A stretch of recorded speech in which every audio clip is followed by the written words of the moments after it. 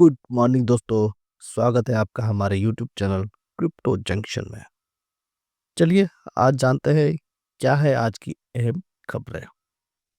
तो सबसे पहले बात करते हैं आज हम बैंक ऑफ जापान।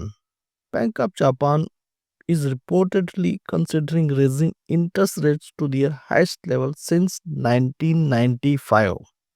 तो इस बात का क्या असर पड़ सकता है क्रिप्टो मार्केट पे, आइए जानते हैं आगे चल के इस वीडियो में। तो चलिए शुरू करते हैं आज का वीडियो।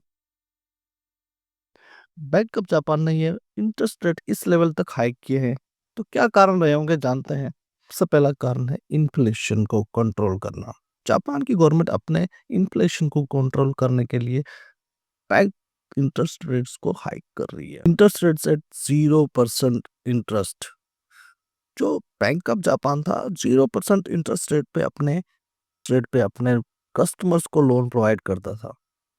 तो इसी वजह से जापान का जो मैक्सिमम लोन का पैसा था दुनिया भर की मार्केट्स में लगाया, दुनिया के अलग अलग मार्केट्स में जापान का पैसा लगाया जाता था। इसी वजह से इस समय पे जब इंटरेस्ट रेट हाइक करने की बात चल रही है तो दुनिया भर के बाजारों में गिरावट का माहौल देखा जा सकता है। बात करें अगर क्रिप्टो करेंसी यानी बिटकॉइन और other coins like Ethereum, XRP, Solana and other alt coin, सभी में गिरावट देखी जा सकती है। बिटकॉइन भी अपने हाई से लगभग 30 से 40% डाउन देखा जा सकता है। बिटकॉइन के इस गिरावट के बाद क्रिप्टो करेंसी के फ्यूचर पर कई सवाल उठाए जा रहे हैं। फ्यूचर में क्रिप्टो करेंसी सस्टेन करेगी या ऐसे ही क्रैश हो जाएगी। साथियों, आप जानते हैं जब भी क्रिप्टो करेंसी क्रैश होती है तो ऐसे सवाल मन में आ जाते हैं कि क्या फ्यूचर में क्रिप्टो करेंसी सस्टेन करेगी या नहीं। आप कई बार देख सकते हैं कि पीछे भी जितनी बार भी बिटकॉइन क्रैश हुआ है तो यही बातें की जा रही थी। तो इस टाइम पे भी यही बातें चारों तरफ से की जा रही हैं कि क्या क्रिप्टो करेंसी सस्टेन कर पाएगी या नहीं। अभी भी लगातार क्रिप्टो मार्केट गिरावट के दौर में ही चली जा रही है।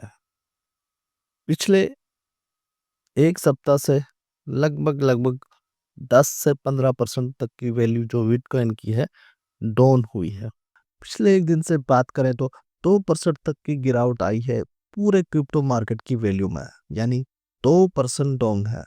पूरे क्रिप्टो मार्केट की वैल्यू 2% से नीचे आ गई है पिछले 24 घंटे की बात करें तो। जब भी मार्केट में क्रैश आता है तो जो रिटेल इन्वेस्टर जो है घबराहट के मारे अपनी सारी पूंजी जो है बेच देता है। और इस समय खरीदारी कौन करते हैं? जो बड़े इंस्टीट्यूशंस होते हैं वो साइलेंटली अपनी इन्वेस्टमेंट को बढ़ाते चले जाते हैं। बेचता कौन है? बेचता है रिटेल इन्वेस्टर। और जब मार्केट चलना शुरू हो जाती है और मार्केट अपने हाई पे पहुंचती है, चारों तरफ से न्यूज़, पॉजिटिव न्यूज़ आनी शुरू हो जाती है, तो रिटेल इन्वेस्टर वहां पे खरीदारी करना शुरू कर देता है। जहां की उसको बेचना चाहिए था वहां वो खरीदता है, और जहां उसको खरीदना चाहिए था वहां पे अपनी इन्वेस्टमेंट को बेच देते हैं। यही एक मेन कारण रहता है कि जहां रिटेल इन्वेस्टर फंसा रहता है। बिटकॉइन या क्रिप्टो करेंसी में ऐसे क्रैशेस आते रहेंगे। बिटकॉइन फिर से अपने हाइज की तरफ जाएगा और अपना एक और हाई बनाएगा। बिटकॉइन एक वैल्यू इन्वेस्टमेंट है। इसमें कई सारी दुनिया की बड़ी बड़ी फर्म्स, ईटीएफ्स, गवर्नमेंट्स इन्वेस्टेड है। गिरावट आती रहेगी और फिर से नए हाइज लगते रहेंगे, लेकिन जो भी इन्वेस्टर इस गिरावट के माहौल में काम डाउन रहेगा वही आखिर में पॉजिटिव रिटर्न लेके जा सकता है। इसलिए दोस्तों, घबराहट में आकर अपनी इन्वेस्टमेंट को बेचना नहीं है। मार्केट में बने रहेंगे तभी आप पॉजिटिव रिटर्न्स ले पाएंगे मार्केट से। धन्यवाद। Thank you. मिलते हैं अगले वीडियो में।